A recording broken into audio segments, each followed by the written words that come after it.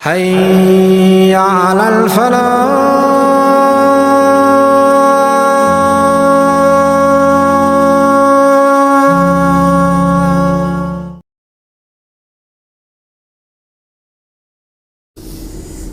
اگلا سوال ہے علی بھائی، کیا قادیانیوں سے کھانے پینے کی کوئی چیز لی جا سکتی ہے؟ اسی طرح قادیانیوں کے ساتھ میل جول کرنا یا ان سے خرید و فروخت کا معاملہ کرنا شرعی اعتبار سے کیسا ہے؟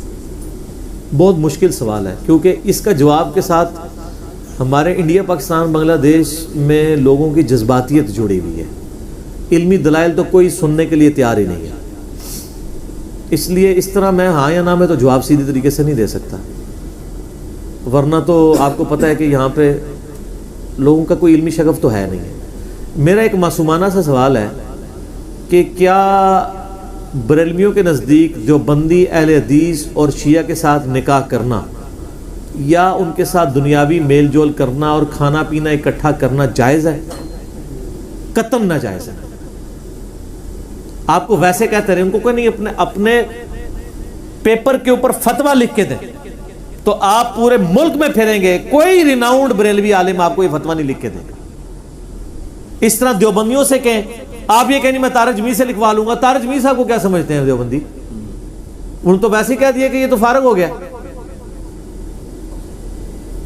ان کے بڑے مفتی الیاس گمن صاحب لکھتے ہیں؟ نہیں لکھیں گے، وہ کہیں گے اہل بدعت ہے.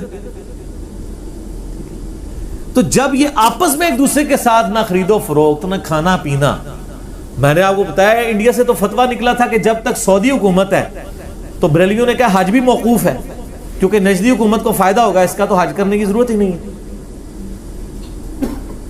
آپ دیکھ لیں جن کا یہ لیول ہو ان سے آپ، وہ تو آپس میں ایک دوسرے سے لین دین کے لیے تیار ہی نہیں ہے. قادیانی والا معاملہ تو چھوڑ دیں.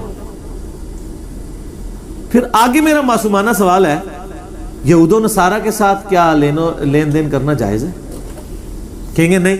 تو ان کو کہیں یہ جو آپ نے موبائل اٹھائے ہوئے ہیں مریدوں کے پیسوں کے، سمارٹ فون، یہ کسی رحمت اللہ علیہ نے آپ کو گفٹ کیا ہے یا کسی حافظہ اللہ تعالیٰ نے اس کو بنایا ہے؟ گوروں نے بنایا نا. آپ جن گاڑیوں میں دندناتے پھر رہے ہیں اس میں جو پٹرول ڈال رہا ہے یہ سارا گوروں نے نکالا ہے. تو یہ ان سے آپ خرید و فروخت کر رہے ہیں نا، پیسے دے کے ان سے چیزیں خرید رہے ہیں نا. آپ کو وہاں حدیث نہیں یاد آتی سنن نبی داؤد کی، من تشبہ بقوم فہو منہ، جو جس قوم کی مشابہت کرے وہ اس میں سے اٹھایا جائے گا. تو وہاں کو پھر صحیح بات بتائیں گے جی مشابہت کا مطلب ہے دینی معاملات میں مشابہت، دنیاوی لین دین تو آپ کر سکتے ہیں. تو یہود و نصارہ سے بھی کریں. ان کو کہ سورہ المائدہ میں آیا کہ اہل کتاب کی عورتیں تمہارے لیے حلال ہیں، ان کا ذبیحہ بھی حلال ہے اگر وہ اللہ کے نام کا کریں. ان کے ساتھ بیٹھ کے کھا بھی سکتے ہیں. اب آج قادیانیوں کا سٹیٹس آج کی ڈیٹ میں کیا ہے؟ قادیانی بھی تو ظاہر ہے کسی کیٹیگری میں فال کر رہے ہیں نا. تو ہم ذرا بڑی بڑی کیٹیگریز دنیا میں دیکھ لیتے ہیں مسلمانوں کی اور غیر مسلموں کی کیا ہے. یا دنیا میں کوئی مسلم ہوگا یا نان مسلم ہوگا. نان مسلم ہوگا تو اس کی دو پھر کیٹیگری ہوں گی، یا وہ مرتد ہوگا یا وہ کافر ہوگا. اب قادیانیوں کو کہاں پہ آپ نے فال کروانا ہے؟ نان مسلم میں بھی آپ دیکھیں کہ ایک وہ نان مسلم ہوگا جو اہل کتاب ہے اور ایک وہ ہے جو نان اہل کتاب ہے. جیسے ہندو ہیں، بدھسٹ ہیں، یہ ہیں نان اہل کتاب، اور کرسچنز اور جوز اہل کتاب ہیں، دونوں کافر ہیں. اب جوز اور کرسچنز کی کیٹیگری میں قادیانیوں کو فال کروانا ہے یا ہندوؤں اور بدھسٹ کی کیٹیگری میں فال کروانا ہے؟ یہ زیادہ تر تو مرتد ہی سمجھتے ہیں، کہتے ہیں یہ. سر میں آ رہا ہوں نا ادھر، میں اسی لیے آپ کو سٹیپ وائز لے کے آ رہا ہوں. اگر آپ ان کو ہندوؤں اور بدھسٹ کی کیٹیگری میں ڈالیں تو وہ غلط ہے.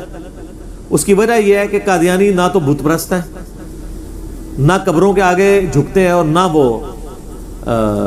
نظر و نیاز والا معاملہ کرتے ہیں قبروں کے ساتھ.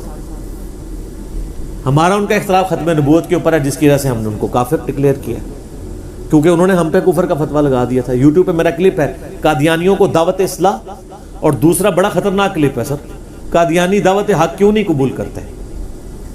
وہ لیکچر دے کے قادیانیوں نے بھی اسلام قبول کیا اللہ کے فضل سے، ہم سے رابطہ بھی کیا کہ ہمیں کسی نے بات سمجھائی ہے پہلی دفعہ.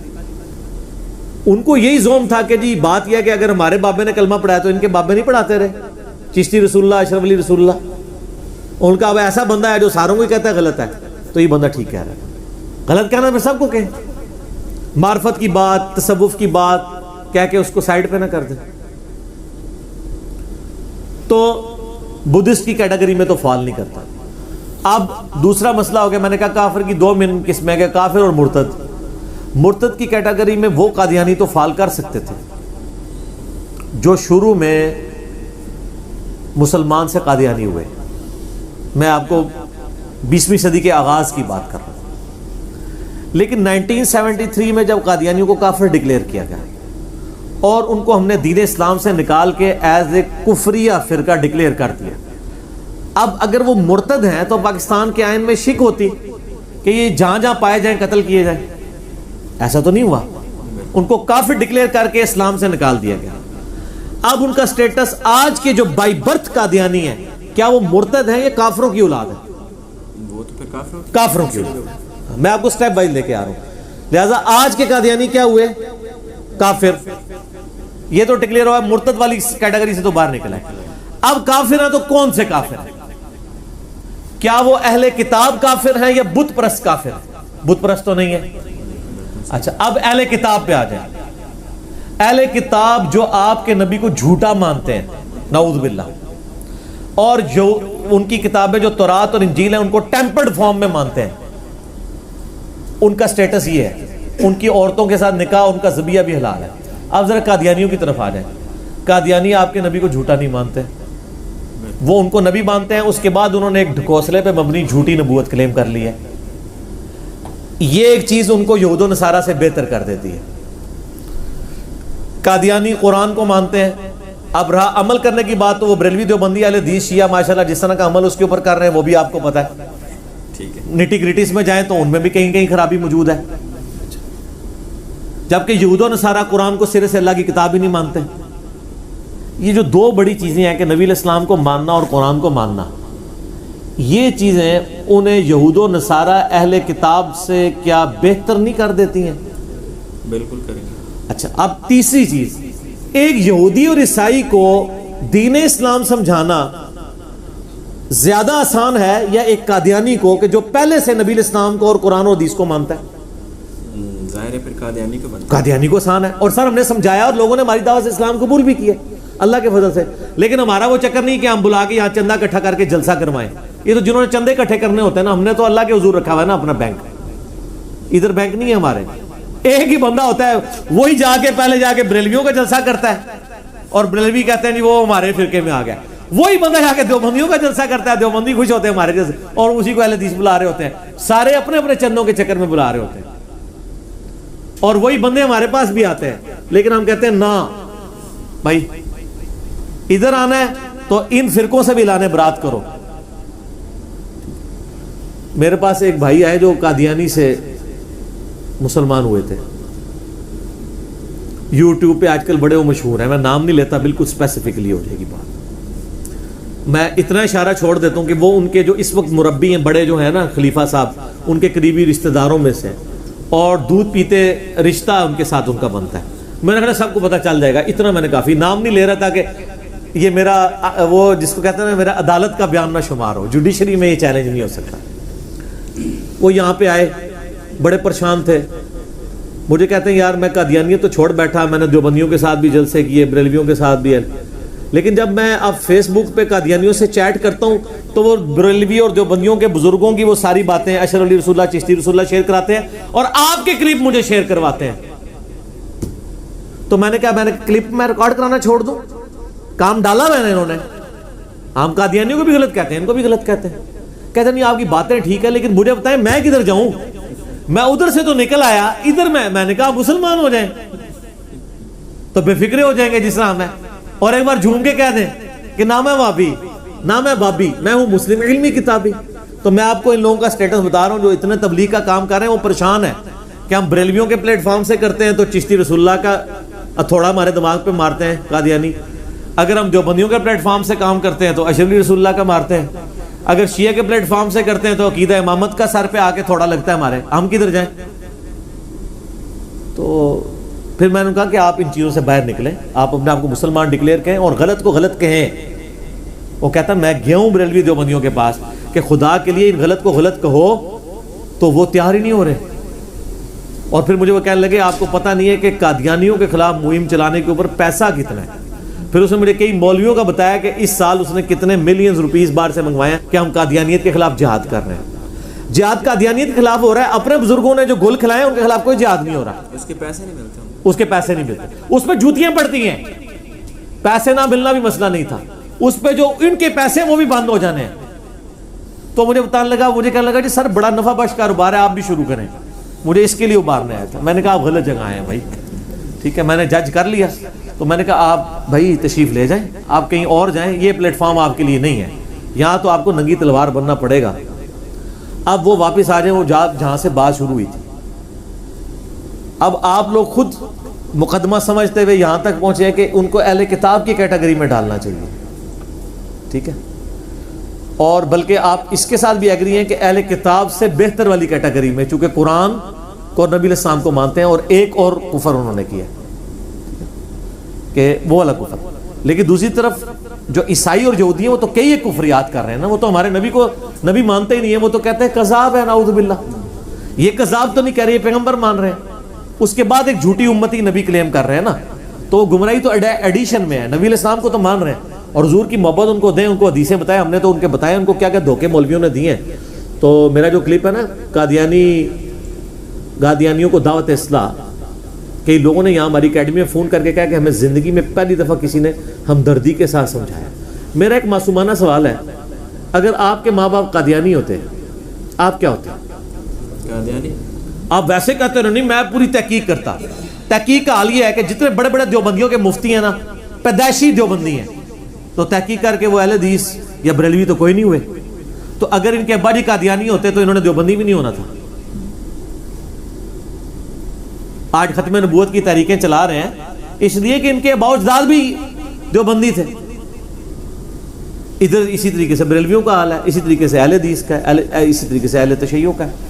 تو ایک میں تلخ جملہ بولوں کہ پریکٹیکلی قادیانی آپ کے نزدیک صرف اس لیے کافر ہے, یہ میں ٹونٹ اور تانے کے طور پہ بول رہا ہوں, آپ کے دماغ میں ڈرل کرنے کے لیے, کہ قادیانی صرف اس لیے کافر ہے کہ آپ کے ماں باپ قادیانی نہیں ہیں.